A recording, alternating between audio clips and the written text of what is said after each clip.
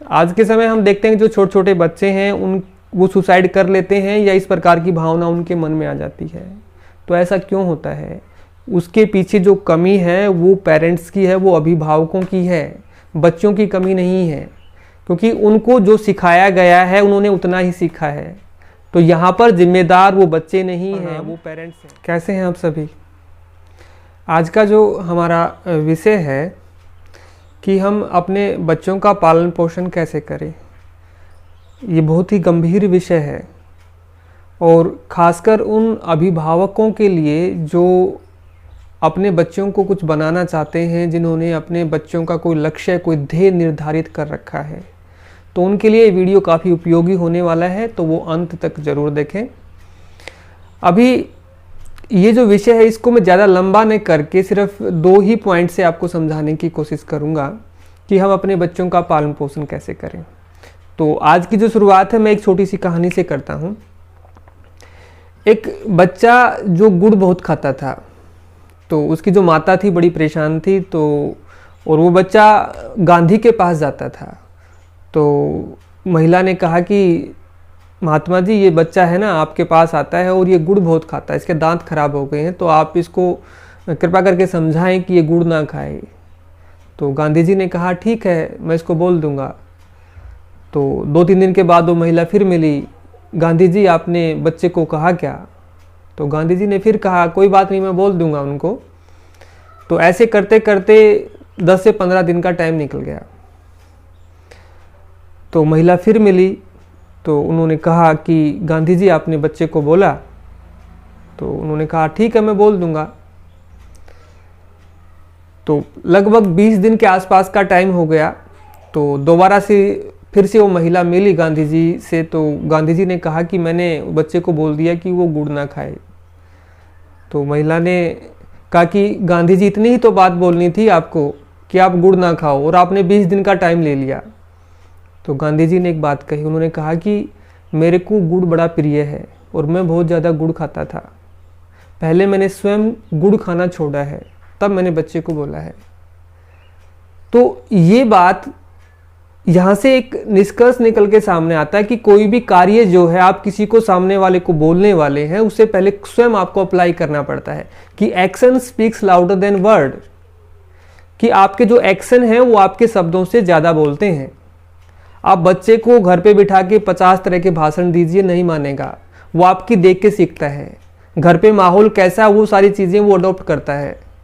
तो पहले आप अपने अंदर, स्वयं के अंदर चेंजेस लेके आए। जो भी बच्चे को आप बनाना चाहते हैं, आप चाहते हैं कि आपका बच्चे सत्य का पालन करे, वो झूठ ना बोले कभी, वो चोरी ना करे, वो हेरा फेरी ना करे। तो स्वयं जब आप इन चीज़ों को अप्लाई करेंगे, आप इन चीज़ों का पालन करेंगे, तो आपको बच्चे को बताने की ज़रूरत नहीं है, वो आपको देख के ही सीख जाएगा। दिए को जलाने से पहले माचिस की तिल्ली को स्वयं जलना पड़ता है। जब वो स्वयं जलती है तो ही दीपक को भी वो जला पाती है।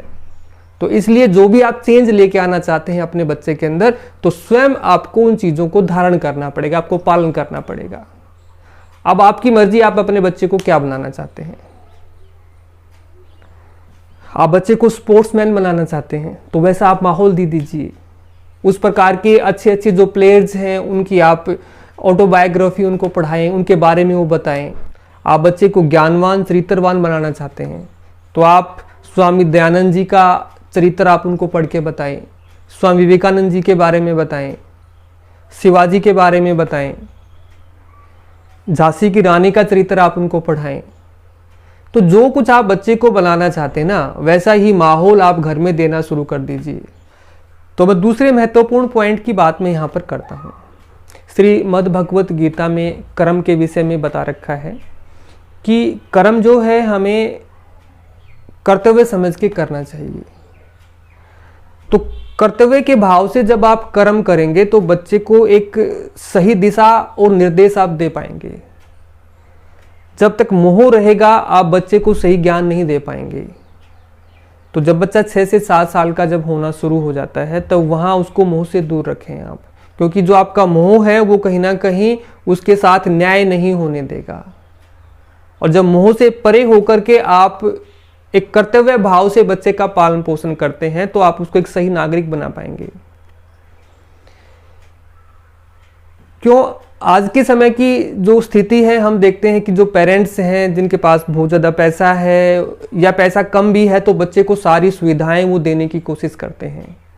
और जब सारी सुविधाएं बच्चे को अनायास ही मिल रही हैं तो बाहर जो समाज में का जो यथार्थ चरित्र है वो उसके सामने नहीं आ पाता है, क्योंकि जीना तो उसको समाज के साथ में है। आप कब तक उसके साथ रहेंगे? तो वो चरित्र उसके सामने आना जरूरी है, और वो तभी आ पाएगा जब आप उसका पालन करते हुए समझ के करेंगे। जो द्वंद्व है, बच्चों को द्वंद्वों से लड़ना सिखाएं, द्वंद्वों से परे ना भेजें उनको। द्वंद्व क्या है? सर्दी है, गर्मी है, ये द्वंद्व है।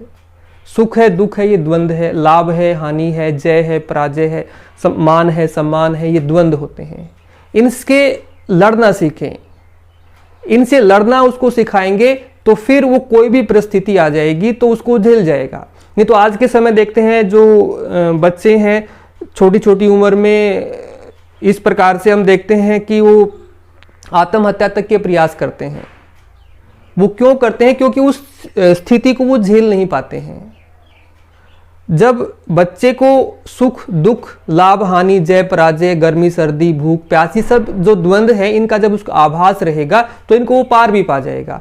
आपने बच्चे को सारी सुख सुविधाएं घर में दे दी हैं, और जो सुख सुविधाएं आपने दी हैं वो नश्वर हैं, उनको नष्ट हो ही जाना है एक दिन। वो सदा तो रहेंगी नहीं, क्योंकि जो संपदा है, जो पैसा है, वो हमेशा साथ नहीं रहता है। कुछ समय के बाद वो तो चला ही जाना है। आज जब वो जाएगा और वो आपने उस बच्चे को उस लायक बनाया नहीं है कि वो द्वंद्वों को सहन कर पाए, तो वो टूट जाएगा, वो बिखर जाएगा, वो समाज के साथ नहीं चल पाएगा। तो बच्चे को लड़ना सिखाएं आप, समय की जो वास्तविकता है उसके साथ जीना सिखाएं।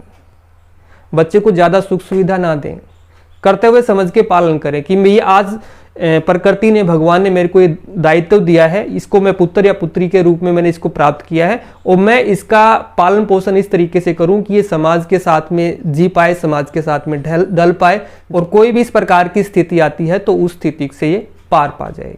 इसके अलावा कुछ छोटे छोटे काम और करें। बच्चों के अंदर लीडरशिप क्वालिटी पैदा करें। बच्चों को छोटे छोटे काम दें और कहें कि ये काम आपको करना है। कैसे करना है मेरे को नहीं पता, बस आपको ये काम करना है। फिर वो अपना माइंड यूज करेगा। बच्चों को घर के कामों में इन्वॉल्व करें, घर के काम दें उनको, आपको ये करना है, ये करना है, ये करना है। बच्चों की सारी डिमांड पूरी ना करें। जो चीज़ बच्चों के लिए ज़रूरी है वही उन्हें उपलब्ध करवाएं, और उपलब्ध करवाते वक्त बच्चों को ये एहसास हो कि ये चीज़ कितनी कीमती है और कितनी मेहनत से मेरे को प्राप्त हुई है। तो बच्चा भी उस चीज़ की कीमत को समझ पाएगा। और एक चीज़ की कमी जो हम देखते हैं, जब भी हम अच्छा कार्य करते हैं तो बच्चों को साथ में नहीं रखते हैं। जब भी आप अच्छा कार्य करने के लिए जाएं, कोई सामाजिक आप कार्य कर रहे हैं, कोई धर्म का कार्य कर रहे हैं, आप दान दे रहे हैं, आप ज़रूरतमंदों की सहायता कर रहे हैं, तो बच्चे आपके साथ में होने चाहिए। ऐसा होने से वो संस्कार उनके अंदर पैदा होते हैं। अगर इन छोटी छोटी बातों का हम ध्यान रखेंगे तो हम एक बच्चे से एक मानव का अच्छे से निर्माण हम कर पाएंगे। और जो आप निर्माण करेंगे ना, वो स्वयं अपने लिए नहीं करेंगे, वो इस समाज के लिए करेंगे, इस देश के लिए करेंगे, इस राष्ट्र के लिए करेंगे। और एक अच्छा जो मानव है वही एक अच्छे राष्ट्र का निर्माता भी होता है। तो ये अब आपके ऊपर है, आप बच्चों को क्या बनाना चाहते हैं और उनके चरित्र निर्माण में आपकी क्या भूमिका हो सकती है। धन्यवाद। जय हिंद, जय भारत।